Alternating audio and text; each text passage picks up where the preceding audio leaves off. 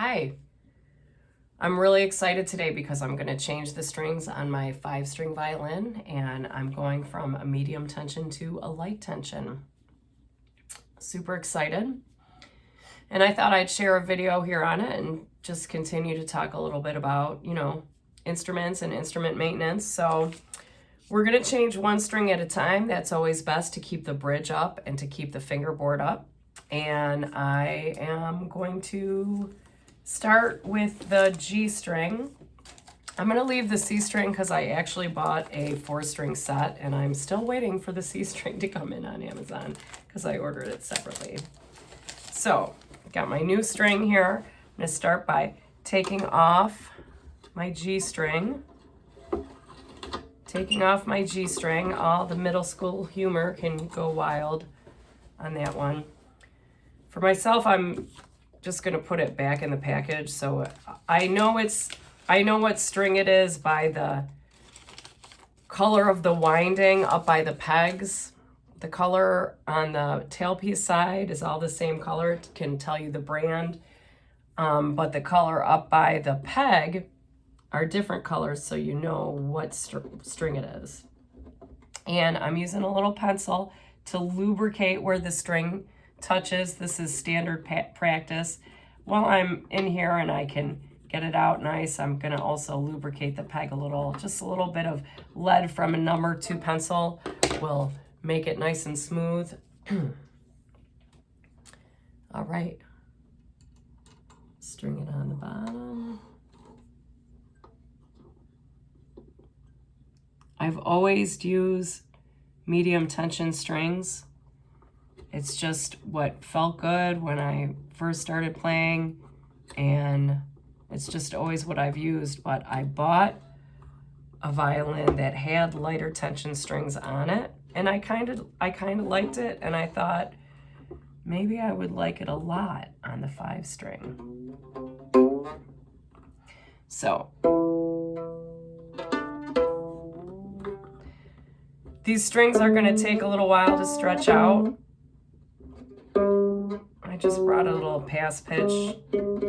Sometimes people will do that to stretch it out, but often people will say don't do that to extend the life of the string. Okay, G string's done.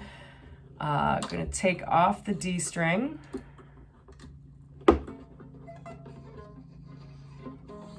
And hopefully I can get this done before the battery that my ring light and the storage on my phone runs out. All right. So we've got the D string.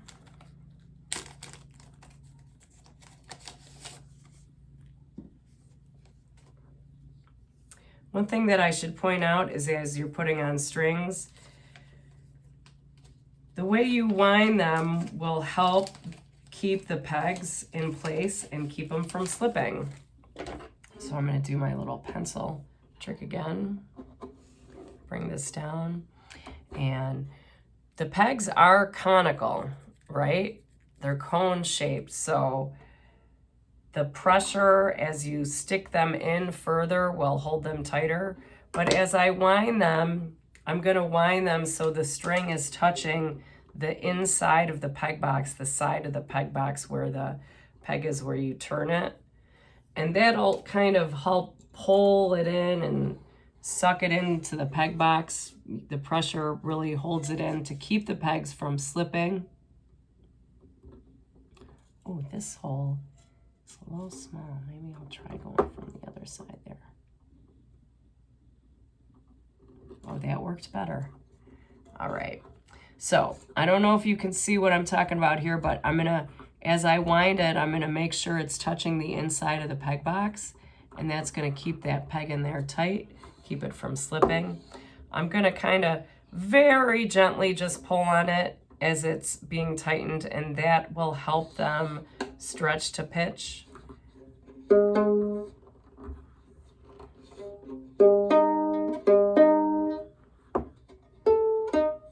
So these are kind of flat right now, but I'll bring it up to pitch after I get them all on. Let's take off the A string here.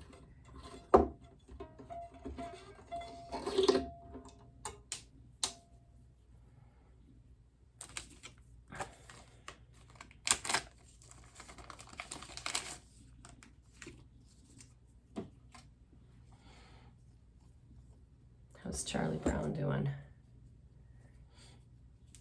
He's a very good boy. Okay, my little pencil trick.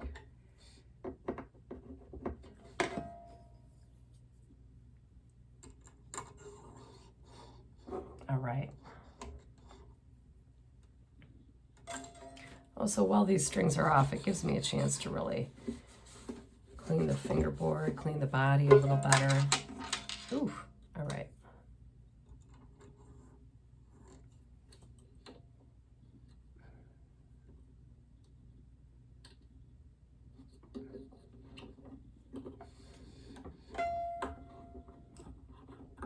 All right, so again, I'm gonna do my trick where this time the peg's sticking out the opposite way, so I'm gonna be on the opposite side, bringing the fingerboard, or bringing the string on the inside of the peg box to hold it tight in there. Put it back on the end. Now I'll very gently let it stretch a little as I'm putting it on. But it is going to take some time for these strings to break in and stretch. So I'm going to loosen all the fine tuners so that I have room on them to tune it as the strings stretch and break in. All right, one more to go.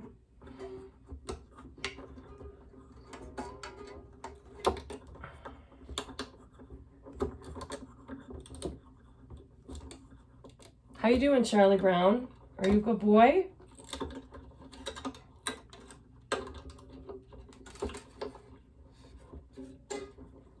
All right, the E string, the thinnest string,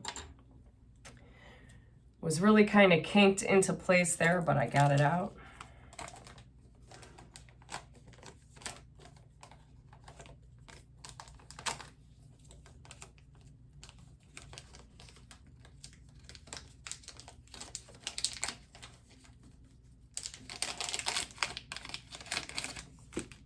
Okay. Do my little pencil lead for lubrication again.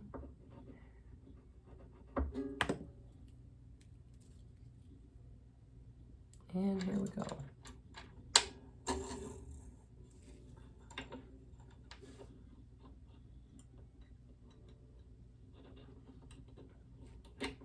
Okay, again, having the string wind from the inside of the peg box, and I am kind of gently pushing the peg in as I wind them. Make sure that's down there. This string does not have a little plastic protector for the E string, but I do have a little bit of a plastic protector. Oh, it does. Here it is. So this E string has a plastic protector to protect the bridge because the E string is so thin it can cut into it. Now, I also have a little plastic protector built in to my bridge, so I don't really need this, and it could cause some rattling or a little bit of extra vibrations if I leave it on. So I wish I would have realized this before I wound it, but I'm gonna try and take it off. And it's a little thick to be taken off. It's not gonna go past the winding here. So never mind, I guess it's staying on, and we're gonna hope for the best. But I think because it's way up here by the winding and it'll be in the peg box, it shouldn't rattle too much. Now I have made my life a little bit more difficult because the string already has the kink of where it goes inside the peg hole, and I'm gonna makes it a little harder to get it back in there, but I have you know, reuse strings many times, not the best practice, but it is something I've done. So I've gotten pretty used to having to get it in there even with the kink, and it went right in. So now we're gonna wrap it on the inside of the peg box like we've been doing.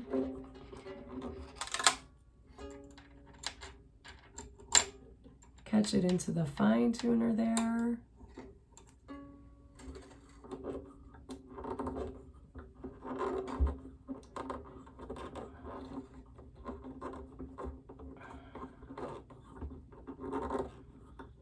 Putting some tension on it so it stretches as I do it. That little protector that I was talking about kind of slipped down. So I'm gonna make sure it's really up by the winding, and hopefully it just will stay there. I guess I could also have put it on top of the plastic on top of plastic, but there's what it is. It's done. All right, it's time to tune her up and see how she plays. So I'm excited to have some light tension strings on my 5-string. If you also play a 5-string or a 4-string, what kind of tension do you like? In talking to a guitar player, I recently learned that, you know, the shredder, the really fast shredding style guitar, they always use a light tension. They tend to use light tension guitar strings. So again, I've just always used medium tension because that's what felt right when I first started playing, but I'm really excited, especially on my 5-string, to try a lighter tension. So here we go. Thanks for joining us, and thanks for watching my dog lick himself, and I hope you guys have a good day. Happy playing.